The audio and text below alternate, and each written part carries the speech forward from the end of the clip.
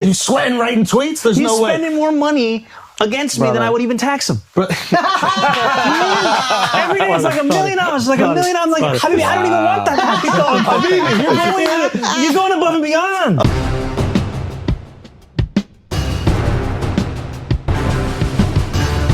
The more that I listen to this guy talk, the more that I like this guy. And it's very clear that there's a bunch of dumb propaganda being spread about the guy to make him seem like more of a demon than he is. Like, oh, he wants to have price-controlled government grocery stores.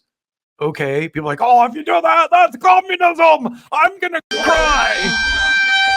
Let him have a fucking government grocery store. What does that hurt you? He didn't say he's going to end regular grocery stores. And if it's shitty, then it'll lose money and it'll get shut down. If it's not shitty, it'll compete with other grocery stores and force them to lower their prices. So there's also that side of it. Anyway, people in America have this assumption that they know things that they don't because people have just said bullshit all their lives. Like, oh, it'll trickle down. If you just give people tax cuts at the top, it'll trickle down. That's why we have the greatest economy in the history of the world today, because we've been doing that for the last 50 years. And look how happy everyone is. Idiots. Anyhow, Zohran here, like I said, is being scaremongered about quite heavily these days. And to the point where there are people bringing back just really dumb neocon era smears that, you know, it's like the racist Muslim shit. This is the level of stupidity you're dealing with, you know? And so this guy's clearly joking, but if you listen to someone like Andrew Cuomo or Bill Maher, for example, that's the level of stupid that they're getting.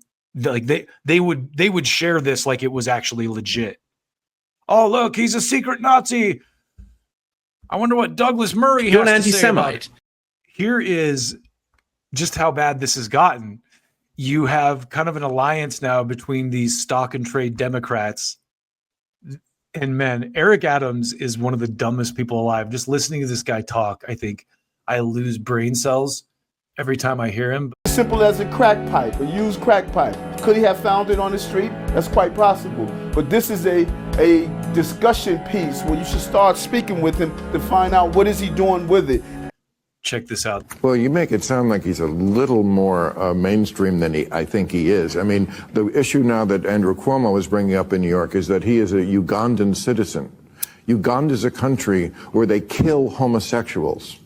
So somebody who is a dual citizen can't be mayor of New York, or? I would renounce, if I was the dual citizen with a country whose policy, government policy was we kill homosexuals, yeah, I would renounce that citizenship.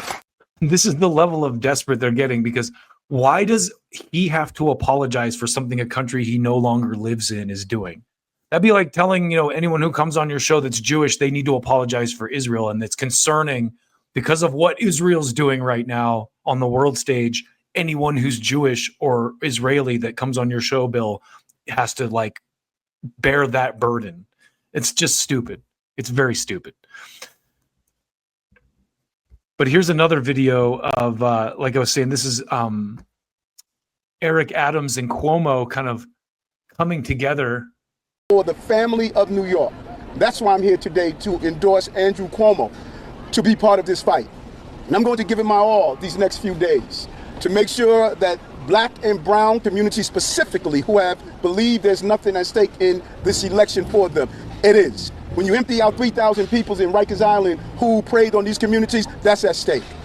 When you state that you don't believe small property owners have the right to charge a moderate rent, that's at stake. When you lie and state that you can freeze rent, you can't freeze rent in NYCHA, you can't freeze rent in Mitchell-Lamas, you can't freeze rent in market rate housing, you can't freeze rent, but you are lying and telling people you could do so. We're fighting against a snake oil salesman that has sold us a bill of goods. And who is his base of support? Gentrifiers. Gentrifiers have raised the rent in this city and disrespected communities for far too long, and he's the king of the gentrifiers. This is going to be a raw, buckle fight on the streets, one block at a time, one building at a time, and we're ready to take it on. And that's why I'm here today.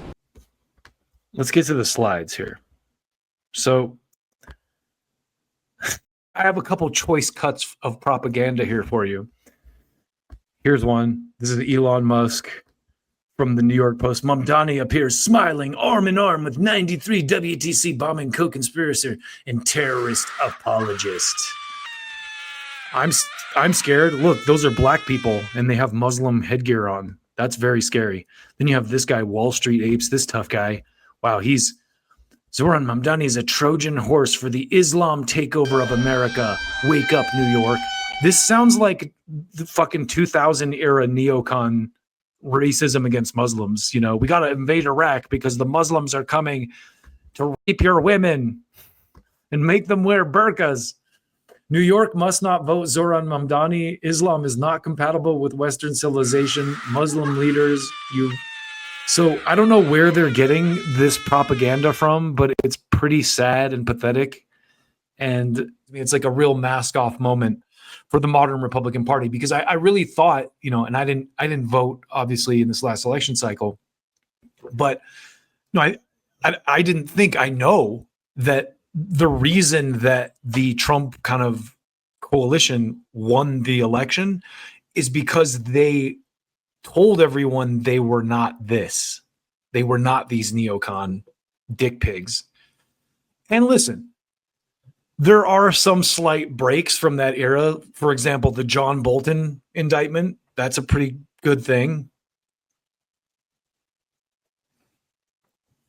But from the looks of it, that was coming whether Trump won or not, because that's like one of the more legit prosecutions that is, you know, kind of happened here. But just to kind of show you one last little piece here on Zohran, this is a clip I saw of him talking to Andrew Schultz. And one of the people who's been going the most hard with propaganda against Zohran is this guy, Bill Ackman, who's like one of those like super tech billionaires who, it was really funny actually. I think it was Tucker Carlson called him out at one of the TPUSA events and said that, like, where did that guy get his money? No one knows.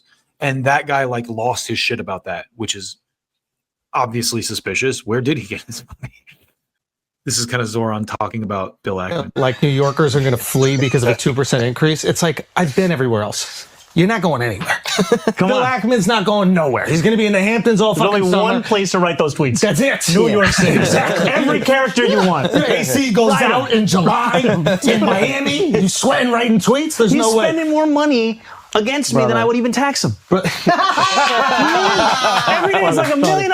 I love that. See, that is, how can you not like that? That's such an intelligent clapback. And this is what we need more of, these people, because you listen to this guy talk and really all his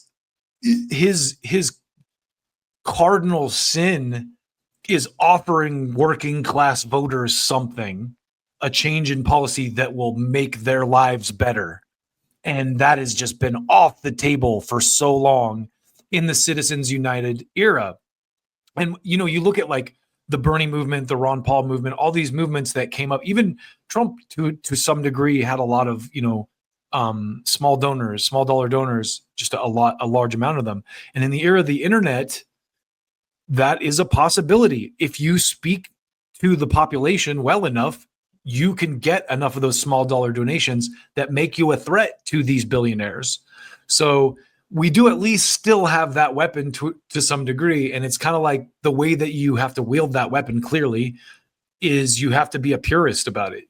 You have to make sure that you have people who reject AIPAC money, for example, like this Plattner dude, or people like Zohran who kind of have more of a socialist leaning and are kind of focusing mostly on small dollar donations. I don't know the whole story with him. I should probably do more research, but I really like what he says here. So I was like $1 million. I'm like, how do you out in July in Miami? You sweating writing tweets? There's no way. He's spending more money against me than I would even tax him. Every day is like $1 million. It's like $1 million. I'm like, Habibi, I don't even want that. You're going above and beyond. So there you go.